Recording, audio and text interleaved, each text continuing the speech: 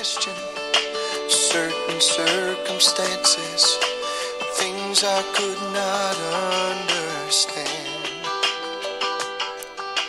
Magandang umaga po at welcome po sa ating programa, My Morning Manna with Pastor OG. Ang awitin po na inyong narinig is Through the Fire ni Jason Crab sa kanyang album na Jason Crab.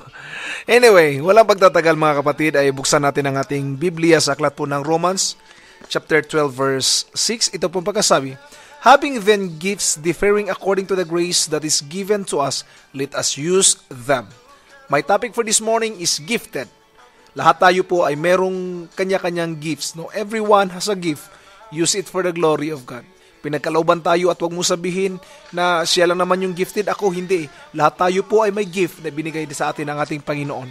God gives us gift not only for us to enjoy, but to contribute for the expansion of God's kingdom. It's not for our benefit alone. It's not for ourselves alone.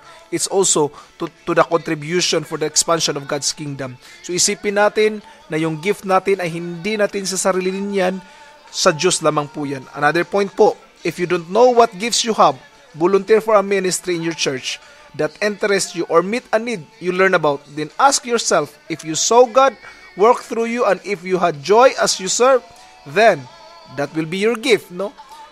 Tingnan na natin kung anong contribution ang pwede natin magawa. And I believe every one of us is gifted at pwedeng gamitin ang ating Panginoon sa ministering ito. Last point po na gusto kong ibahagi. Christians who bury their gifts make a grave mistake. Yes, do not just bury your gifts, no? You are gifted. Meron kang talento, minsan hindi lang natin nakikita at minsan hindi lang na-develop.